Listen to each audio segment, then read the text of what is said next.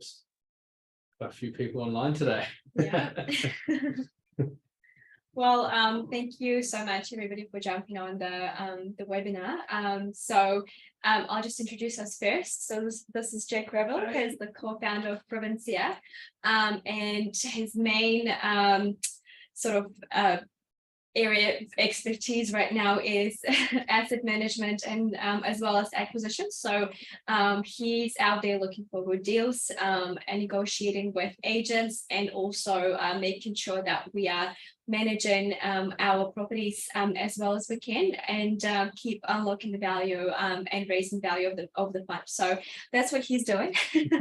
And I'm Laura Rakimova. I'm a marketing coordinator and an investor relations manager here at Provincia. And so we've both been with Provincia from the start, yeah. For a few years now. So this year we decided to run a series of educational webinars just to share our expertise, share our knowledge and experience with you guys, just talking about how, if you wanted to, get your foot through the door into industrial property, how to do that, what to look out for, and also our current investors as well would know what we're doing a little bit better, and just to have better understanding about how it all works. And so today's topic is going to be all about commercial leases. It's very, very important if you are looking into industrial property, into any commercial property, to get familiar with leases. That is your main document when you're doing due diligence. That's your main document when you're doing value adds, as well as just managing. You really have to know things like who's responsible for operational and capital expenditure, how to maintain the property, what state to maintain it in, and also obviously your rent, your rent reviews, your renewals. All that is very important if you invest into industrial property. And that's what we'll be taking you through. That's a document that we probably deal with most of the time. So there is a lot of expertise from our end, and we're going to share that with you. So I'm just going to get the presentation running. Share the screen.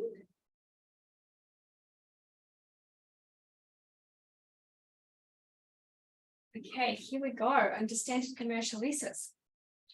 Cool, thank you. So the first part of the agreement, so when you're looking at leases, there's two documents. There's an agreement to lease and a deed of lease. So the agreement to lease is the first part, which is generally drawn up between the agent and the tenant. So when you're negotiating a lease, you're negotiating on an agreement to lease. Often that's what the agent will draw up direct, or if you're doing it yourself, you might negotiate on an agreement to lease. And an agreement to lease sets out the initial agreement, which is still binding between the vendor, the landlord, and the tenant. And so the agreement to lease sets out, which we'll take you through in a minute, the first schedule, which has all the definitions. So, your rent, the terms, the initial term, the outgoings, what's crossed out, what isn't recoverable, which we'll take you through very shortly. Sets out general definitions, not in as much detail as the deed of lease. That's the main difference, is the definitions. But what it does say in the agreement to lease is that it will enter into a formal and binding deed of lease. So there's a clause in the agreement to lease that states that. And so the agreement to lease also will have the third schedule. So the third schedule sets out any additional clauses, which we'll take you through in this presentation today. And so the agreement to lease is fully binding. And with that clause being in there, which states that you would enter into a deed of lease, that means once you've got the agreement to lease, you've gone back and forth multiple times between, tenant and potential tenants, so to speak, and landlord. There might be a lot of cross outs and a lot of initials and a lot of signatures. And then you've got the final copy all agreed on. And then what you do is that the lawyers draw up a deed of lease. So they'll draw up a deed of lease, which sets out all of those definitions and agreements that which you've landed on upon that agreement to lease in the first schedule. And then the second schedule of the deed of lease sets out far more definitions than in the agreement to lease. And the definitions is items like how the market review works, what the landlord is responsible for, what the tenant's responsible for, and generally these are really standard conditions unless it's been specified in the agreement to lease. to change. So that's the key point of difference between them, and it's a lot bigger document. So often when we're doing rent reviews, or maybe there's a situation or a dispute arises with a tenant, you will refer to those conditions or items that are contained within the deed of lease as opposed to the agreement to lease, even though the agreement to lease always refers to the deed of lease. So that's the main point to cover. So to begin with, yeah.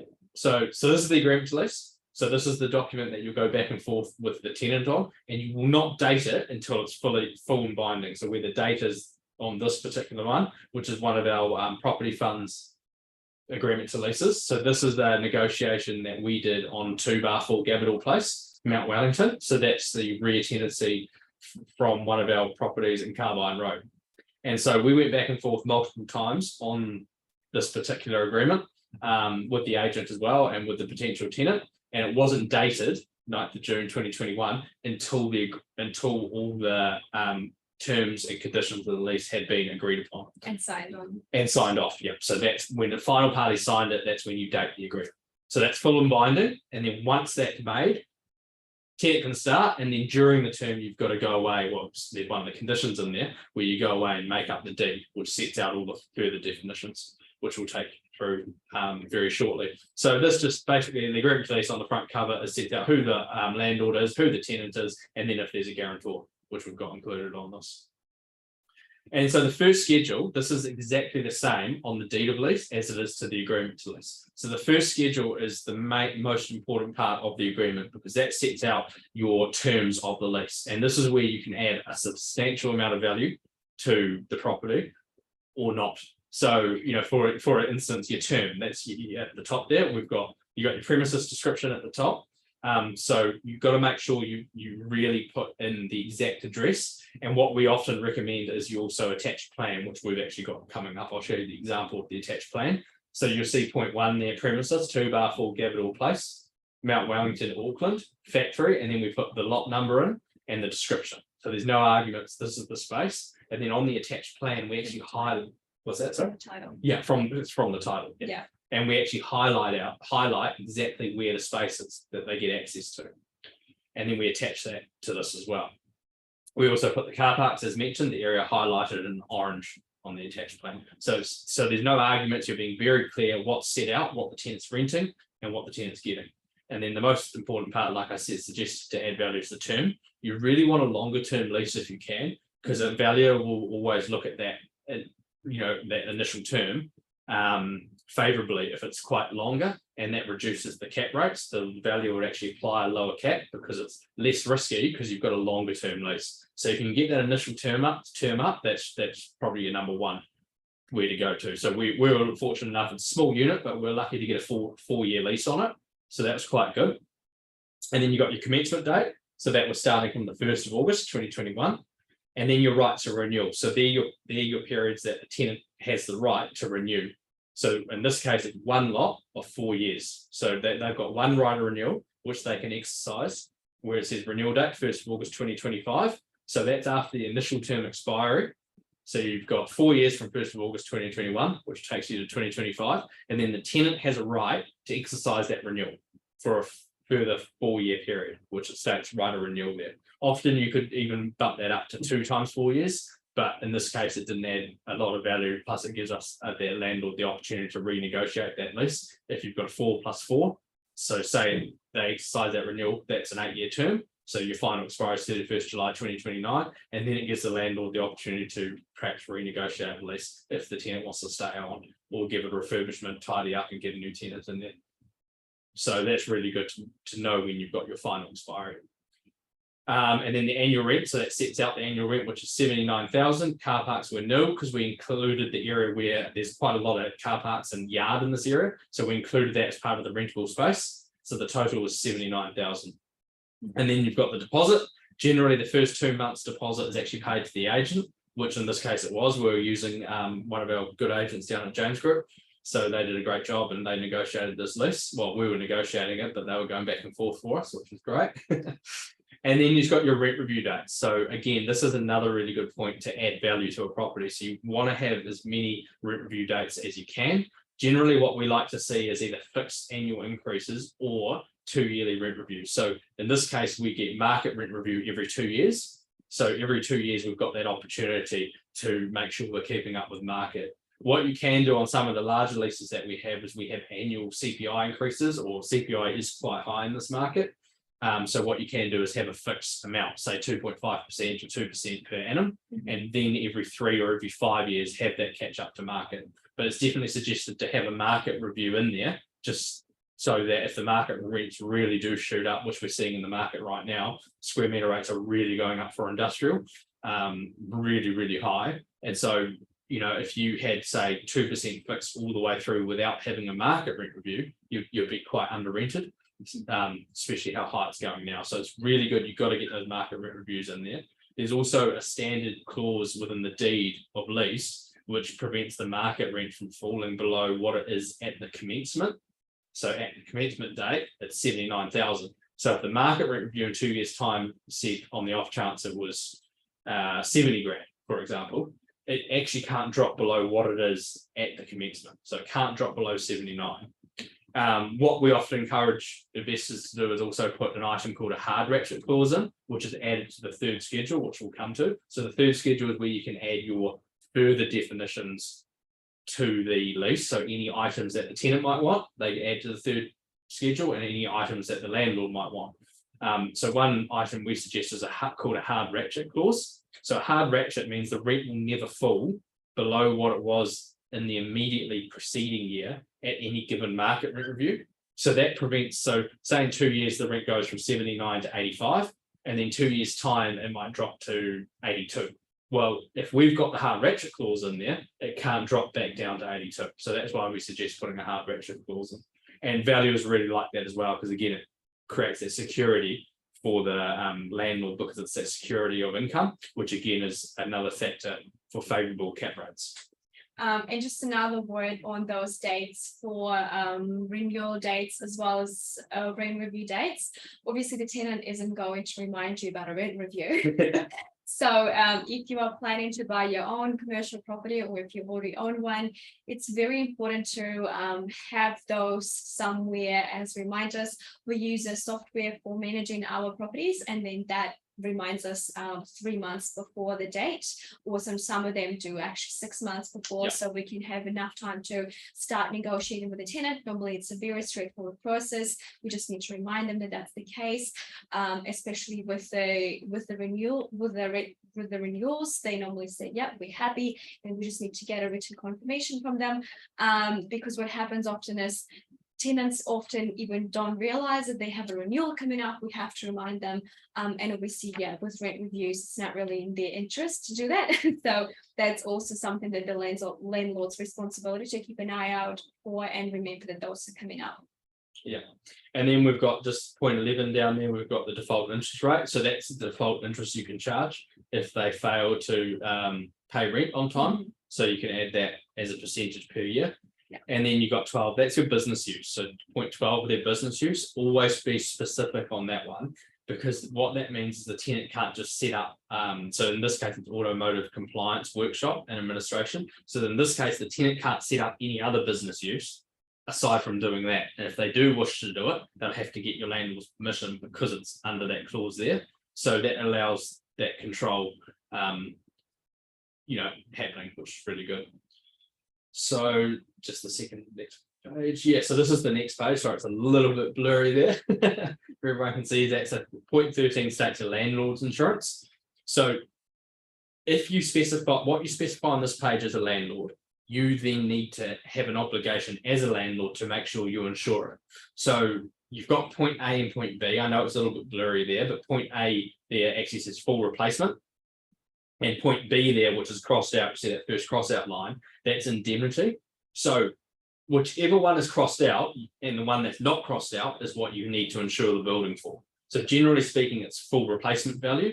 Indemnity value is really when properties might have low IEPs. So our IEP, your earthquake procedure. So if it's below 37, generally it won't be able to be insured for full replacement. So that might be why you've got indemnity rather than full replacement. But it's best practice to have full replacement. So that's point A there.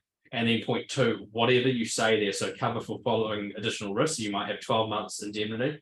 for loss of rent, or you might have 24 months. If you say you have 24 months, then you've got to make sure as a landlord you have those 24 months with your insurance. Likewise with your loss, damage, destruction on landlords, fixtures, fittings and channels, and also the public liability. So you could cross any of those out, but anything you don't cross out, you are obliged as a landlord to insure. So everyone's on the same page with that. Then you got your no access period, which can be quite useful, especially in times like with these floods that are happening. So the no access period was brought in because of the Christchurch earthquake. So if you couldn't access your period, your property was deemed uninhabitable, or you can't access for a certain period of time, like in Christchurch, a lot of buildings had basically collapsed or couldn't access them because of the damage, and they were deemed inaccessible for a certain period of time. In some cases, if it was more than 9 months, then that means the lease can be cancelled. So that's why the no access period is in there. Like these floods, a lot of buildings will probably be the ones that are worst damaged, what, 2 to 3 months, and that's mainly residential, maybe some retail, maybe some office, but a lot of those no access periods probably won't be that short a length of time, so that probably won't be bought in with these floods, but it depends on the lease. So that's why that clause is in there, clause 14, which can be quite powerful, really. And then your proportion of outgoings, so what percentage of the building that they'll pay. So in this case, 100% of unit 2. So we write that generally you might have a block of retail or 2 warehouses side by side, and you might have 50-50. But what we like to do is say 100% what's charged for unit 2. So then there's no room for any error. So it's 100% what's attributable to unit 2. So we're now saying 50% of the outgoings for the property. We're saying 100% of what's attributable to unit 2. Yeah. And we do that based on the square meter rate. So if this building's might be 60% of the total lettable area, the building next door at unit 1 bar 4, that could be 40%. So in which case 60% based on the floor area ratio will be charged to this tenant, and it's 100% of what we can charge based on that. But you've got to justify that calculation. So, and here's the outgoings here. So basically, if any of these items here are crossed out, the tenant doesn't need to pay, provided it doesn't have any additional clauses in Schedule 3, which we'll take through in a minute. Schedule 3 again is where you add your further terms to the lease. So that's a very good schedule, which we'll take you through in a minute. But if none of these are crossed out, this is what the tenant has to pay for. But if they are crossed out, the tenant doesn't have to be liable for certain items. So the best case scenario is your lease looking like this, nothing's crossed out. Yeah, in which case you can charge all of these items here to the tenant. And if there's any additional charges you want to make, you add it into the Schedule 3, which is the additional clauses that you insert to your lease. Yeah. And so this is a screenshot from the deed of lease. So all of those items that we just talked about just then, those are included when you're negotiating back and forth with the agreement to lease. Once you've got it fully binded, fully done up, it's fully agreed, then you'll get the deed of lease done up. So the deed of lease doesn't need to be done up before the commencement of the lease. So the tenant can start based on the agreement to lease. You can get the deed of lease drawn up anytime during when the tenant's actually in occupation of the premises. This screenshot here is what's not part of what's not in the agreement to lease. So this is the second schedule of the deed of lease, whereby there's far more definitions because it sets out just exactly how everything works. And if there's any disputes, this sets out where all the procedures are. So in this case, for example, this is your market rent review, your rent determinations, and your interim market rent. So these are just examples, but there's about over 49-50 clauses set out in the different deed of lease in a standard Auckland District Law Society deed of lease. So you can get different deed of leases. The most common one is your Auckland District Law Society. Some lawyers do make up their own lease, some companies make up their own lease, but the most common is to go up Auckland District Law Society deed of lease, which is this one. And the agreement to lease is always specified you're using the current ADLS, the most current ADLS document. So this sets out your market rent review procedures, your rent determinations, and then your interim market rent. So that's basically saying how the rent needs to be determined during a market rent review, what the procedures are for the landlord to issue that notice based on the market valuation, and then the tenant's obligations to determine can they come back, and they've got so many days, which states in here, to come back and basically dispute it. So they've got to dispute it within 20 working days, which is summarized within these definitions here, and say they'll go away and get their own one. If they don't have it within 20 working days, then that's where your clause 2.3, your interim market rent comes in. So your one stands until they get theirs. If they fail to give, just like come back to say they're going to go and go away and get their own market val within those first 20 working days. In which case, if they do that, then the current rent stays in play until you've agreed the market val. So, and there's, yeah, sorry, go on. With managing the property, most of arguments and disagreements with tenants can really be resolved by looking back at the deed of lease. And like, for example, rent reviews is one of the most common things that you would have a discussion with a tenant about. And yeah, this is why understanding your deed is very important, because that basically spells out every single thing that if they disagree with your valuation, then what happens. If they don't come back with you within those days, then what happens. And that's, if you know this, you'll pretty much be prepared for any negotiation that you have to have with the tenant. And like you could cross these clauses out in the agreement, so you could specify that market rent will be determined by your value. You can do anything with commercial. So you could say, you could, in your agreement release, you could say any market rent determinations will be made solely by the landlord, for example. And that's fully fine as long as the tenant agrees with that, and that will be something that you add to the third schedule. If you did that, this clause here would be crossed out in the definition in the deed of lease, because the third schedule from the agreement would come across with the deed of lease, which basically is binding, so that crosses this clause out. So that's another example of how these definitions can change, and you could add value by, you know, deleting some of these clauses or having these some clauses included. So this is the map that I mentioned. So with the deed of lease, you always want to attach the map. So there's no, as Laura just touched on there, there's no arguments. So again, we attach these in the deed of lease, so that there's ever arguments, you can pull out the deed of lease and say, look, this is the exact area. So you see an example is the green shaded, the orange is their property there. The green is where they can have access to access their property. And so it says on the lease as well that when we went through it, it said highlighted in orange. And then access highlighted in green. So it's very clear. Yeah, exactly. So that's the neighboring property that is used to green, and this tenant gets exclusive use of where the orange is. So that yard area, just where in front, they get they get exclusive use of that orange area for this particular tenancy, and they have that warehouse outlined in orange there. And then the third schedule. So this is probably the most important part after the first schedule. So with a lease, there's the first schedule, which is your terms that we said first, where your initial term is, your rent. Second schedule is all your definitions. And then the third schedule is where you add any additional clauses or changes that you want as a tenant or as a landlord. So in this case, there's a tenant clause here, which gives so it's a make good clause. So basically the tenant may, subject to the terms of clause 20, which is one of the clauses in the deed of lease, install any plant, equipment and fit out, including any rackings suitable for its business at the sole cost of the tenant. But on the termination of the lease, it will remove all of its plant, equipment, fixtures and fittings and any other items belonging to the tenant and reinstate. So this is an additional to the current reinstatement clause that we've got. We've added this in, say the tenant can install, they've got the right to install, but they need to make good. So that's something that the tenant wanted, which we agreed to. So they can install any further items such as racking, fit out, but they need to make good when they leave. And you can have other clauses on that schedule as well. That's where you could have your hard ratchet clause that we mentioned, so the rent doesn't fall. You could have any other additional clauses. You could have fixed rent reviews on that page. So you could have your 2.5% fixed rent reviews, or you might even have specified year by year. So you might have it going from 79,000 to 85,000 to 90,000 with no market reviews. So any additional changes on your lease can be put on this page, as long as it's agreed by both parties, and that will flow through to the deed of lease as well. The fourth schedule sets out the guarantor. So that's if there's a personal guarantee, that's the obligations of the guarantor there. So in this case, we've got a personal guarantee.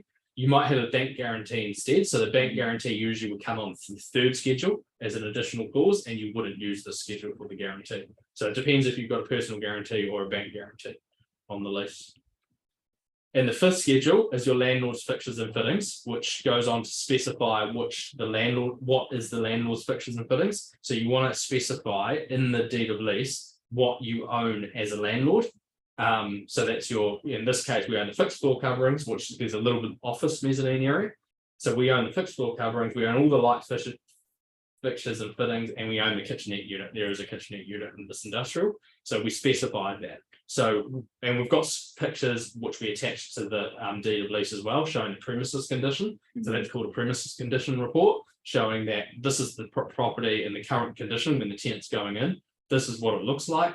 This is how tidy it is, and these are our items, and we also get pictures of our items as well. So that when the tenant leaves, he's got to make good to what the condition of the premises is when he's going in.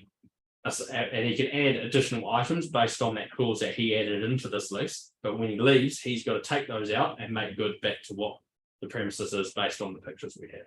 Exactly. So that's how basically how the deed of lease works. So yeah, so it's very powerful tool, especially if it's the main point of commercial property, because it sets out all the obligations between the tenant and landlord, and it's always referred to in any negotiation or any dispute that comes up. And these leases can go on. I've seen these leases go on for anywhere up to 30 years, because you might have a 10-year lease and you might have 2 rights of renewal of 10 years. So that's why it's very important to make sure you've got every single clause, right? Every single definition, and make sure you've thought of everything when adding into those third schedule. Yeah, clauses. or if you are inheriting a lease when you buy a property, also very important to understand every single clause of it, because the last thing you want to do is buy a property thinking that this is the rent that you're getting, and those are the expenses that are paid by the tenant, and these are the rent reviews you have, and then realize halfway through after you purchase it that some things are crossed out, or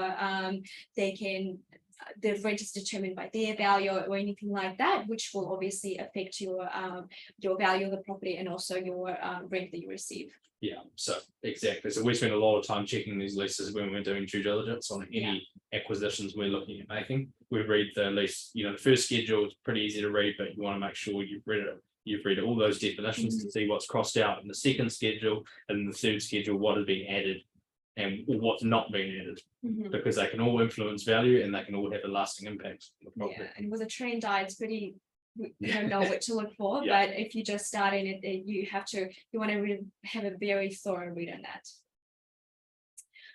So now that we've taken you through what a commercial lease is and how to understand it, hopefully you have a better understanding of what you can get with a lease, what you can agree on with a tenant, what your responsibilities are, what the tenant's responsibilities are, and most importantly, how flexible a lease is, and also how important it is to understand it.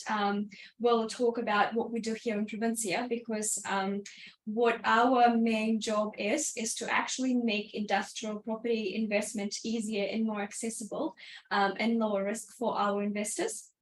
So we here have been dealing with industrial property for 10 years, about 10 years. So everything that we are sharing with you is just a result of all those years working very closely with it, and a lot of our current investors, they really like the returns, they really like the industrial property as an investment class, but they may just not really want to go through the due diligence and managing and value add and understanding leases themselves. So they just do it through us. That's another way to get advantage of all of the returns in the industrial property, but without really having to gain the expertise in it and just trust us with it. So here at Provincia, what we do is our mission is to create a diversified portfolio of value-add properties in the outperforming industrial property sector to provide long-term competitive income and capital gains to shareholders. And what that means to us is we stick with industrial property. And we talked last week about why we like industrial property so much. We compared it to other commercial property types.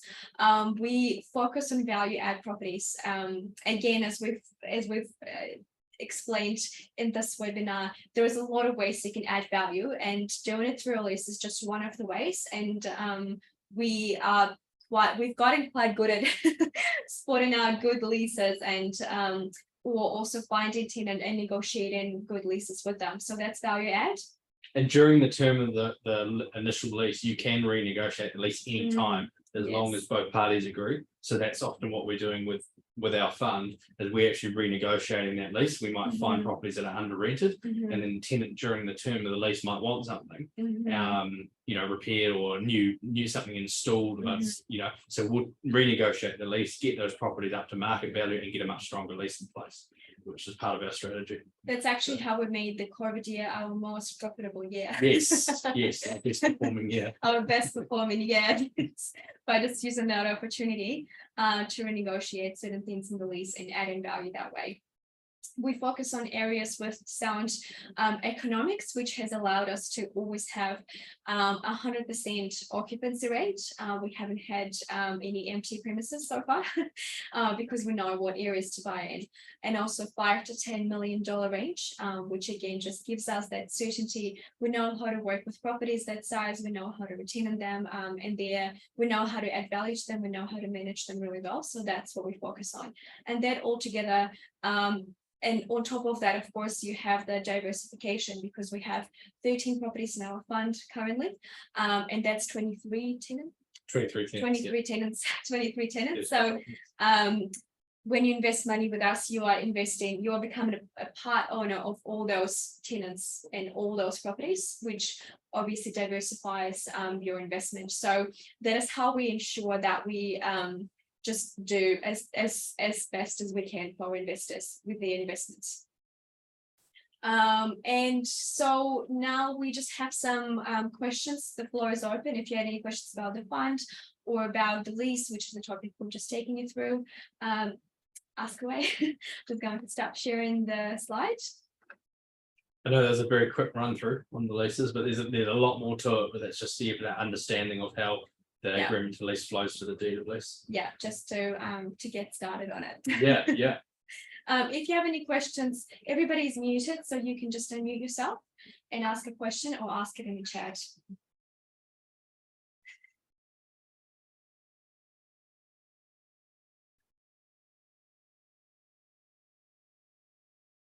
Was it all clear enough? Oh, if anyone thinks of anything afterwards as well, feel free to give us a call or give us an email. So we're more than happy to have a chat afterwards as well. Here's one here. A raised charge direct to the tenant. Yeah, that's a good question. So they can be. So within the agreement to lease, it gives or deed of lease, the definition, it gives the option to share that slide. It's not spelled, the definitions are not on that slide. So the definition's actually in the deed of lease. So basically the rates are, but you don't have to direct on charge them. So you've got the option to direct on charge all of these items or come up with a monthly budget. So it's either or, and that's specified in the deed of lease. So the landlord's discretion what they want to do. So they are on charge, but how you do it is you can either give it to the tenant direct, or you can create a budget. Often with single properties that are owned with a single tenant, it's easier just to do a direct on charge. So if you get the rates in, you send it direct to the tenant. Likewise, with body corporate invoices, if it's management expenses, any other items, water. So you just on charge it direct if it's a single tenant. If it's multi-tenanted, it's much easier to have a budget. And so what you do is you set the budget we do ours at March 31, so at the beginning of the financial year, we set the budget for the financial year. And so each tenant knows exactly what they're paying based on a floor area ratio for that financial year. And they pay monthly. So it's a fixed amount monthly, they know exactly what they're getting. At the end of that year, which is also set out in the definitions in the deed of lease, there's a wash up. So if we've over recovered as a landlord, like the budget was too hot, well, we've recovered more than what we actually spent, as in the rates might have dropped. Unlikely to happen in Auckland, but if it does, you'd have to refund the tenant that difference, and vice versa. You know, if the rate has substantially increased during that year, then you can send them a one-off invoice to recover that shortfall. So that's probably the key difference. And then also you want to set the budget based on your previous financial year. and any current new invoices for the following year as well. But rates do come under the outgoings. So here, item number one, rates or levies payable to any local or territorial authority. That's your rates. And so if they're not crossed out, yes, you can own charge that to the tenant. However, if they are crossed out, then you're going to have to carry the cost as a landlord.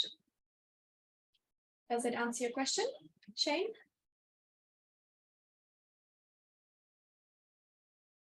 Hi. Yeah. Yeah. Kind of. I was just trying to type again. So it was actually referring to would the councils charge the tenant directly rather than the landlord? That you can get the invoices sent to the tenant. That is also fine to do. But as a landlord, if the tenant fails to pay, you're obliged to pay as a landlord. Yeah. You know that's why we always advise you get the copy, and then you either forward it yourself to the tenant, or you send an invoice direct to the tenant. Just because you are liable, regardless of how you arrange it with the tenant. Okay. One other question was about the insurance, and you talked about if below the earthquake building value, not full replacement. Indemnity. Yeah, something about that. I missed all that. It went through quite quickly. It's all right. So your indemnity value is basically, it's not the full replacement value, it's the indemnity value of the property. And often a insurer or insurance valuation, sometimes with earthquake prone buildings, they won't insure the building because it's earthquake prone to the full replacement cost. They'll only set an indemnity value, and generally that's lower than the full replacement. And so so that's what I'm saying. And that I've seen arguments, with commercial property whereby in the lease it states replacement, but the landlord's actually gone and insured it only for indemnity. So that's part of what we're saying is you've got to make sure whatever you can insure it for is what you specify in the deed of lease. So if it's full replacement costs, that's what you're insuring it for, or is it indemnity? Yeah, okay. Right. And that needs to be declared to the tenant. Absolutely, yeah. And likewise with your loss of rent. So generally it's 12 months loss of rent. Sometimes that's crossed out, so there might be no loss of rent. But because the tenants are paying your insurance, basically your insurance premiums as part of their outgoing. So whatever's included that you insure as a landlord, you've got an obligation to make sure that is what you're insuring based on the lease. So that's why you've got to pay attention to those insurance clauses to make sure you've got exactly that cover arranged. And just like with rates, insurance will be agreed upon with you and billed to you, and then you just charge the tenant for that cost. But at the end of the day, you again will be responsible for the fees. Yeah. Okay. All right. Oh, thanks very much for that. No worries. Thanks, Shane. No more questions. Awesome. Thanks. That's great. Thank you. Thanks, Shane. Well, if there's no more questions, thank you so much for coming to this webinar. We hope this was informative and helpful for you. So at Provincia, we actually have a webinar that's live right now. Sorry, a race that is live right now. If you're interested, say that, just message us in the chat and we will get in touch with you. We can send you our current investment statement. Or if you want us to give you a call, if you have any more questions that you want to ask us, you can also message that in the chat, let us know, and we'll give you a call after this.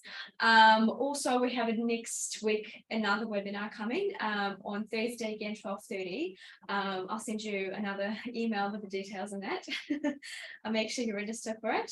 And yeah, thank you so much for coming. Perfect. Thank you. Thank you. Good luck in your investment journey.